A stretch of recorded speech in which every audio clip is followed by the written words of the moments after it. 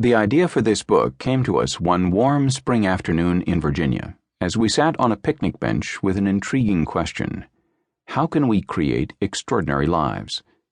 As we wrestled with this question, we drew on a source of mutual inspiration, the power of creating innovative new enterprises. We are both entrepreneurs. Between us, we have started or helped to start companies, nonprofits, schools, a foundation, a national government initiative, and even a live music cafe in South America.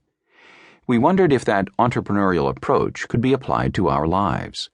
As we sat and talked, our lives were at crossroads.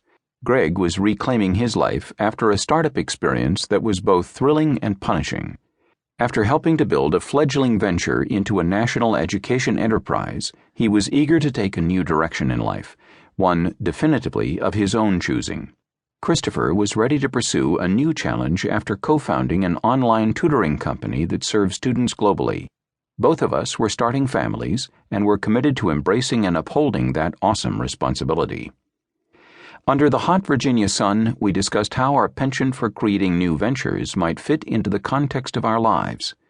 Could we apply the entrepreneurial mindset of opportunity recognition, vision creation, innovation, and initiative to create a better life? Could we creatively design a life aligned with our values? Could we lead our lives in such a way that our work, life, and purpose would be not only balanced, but integrated? The questions were provocative and disquieting. We sensed that the answers carried significant implications for how we could live. In pursuit of understanding, we reflected on our own experiences and conducted research in the fields of entrepreneurship, leadership, and personal development. Mostly, though, we listened to others.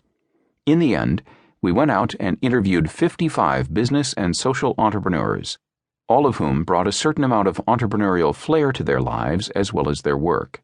Nearly all come from ordinary backgrounds, yet they have created extraordinary lives for themselves and those around them through a mix of drive and direction. You have probably heard of some of their organizations: Starbucks, Chipotle, Cranium, Cliff Bar, Real Networks, Hannah Anderson, KIP, the Knowledge is Power program, Share Our Strength, and perhaps others. The people we interviewed range from prominent figures to less well-known folks, from business, nonprofit, and political leaders to chefs, musicians, journalists, professors, and ministers, even a rancher, a fighter pilot, and a yoga instructor. Their professional accomplishments are exceptional, but what really differentiates them is the way they have led entrepreneurial lives on their terms and aligned with their values and priorities.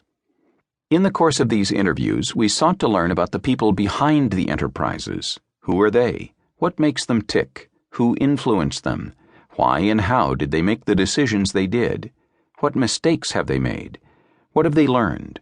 What advice do they have for others? Their answers are important because they show how entrepreneurial principles can be applied to life. These are lessons that hold promise for all of us, not just those who have started an enterprise or hung out a shingle. In many ways, we consider this cohort of 55 to be pioneers of living in today's world, harbingers of what the future might hold in store. For us, the interview process was powerful. It deepened our understanding of the issues, challenges, struggles, and strategies of entrepreneurs. It forced us to look closely at our own life decisions and often left us inspired. In their stories, we found incredible examples of passion, courage, integrity, perseverance, and service. When transcriptions of these interviews were compiled, altogether about 1,000 pages of text, powerful themes were sounded, like a chorus of voices converging in unscripted harmony. Here are some of the major patterns we spotted.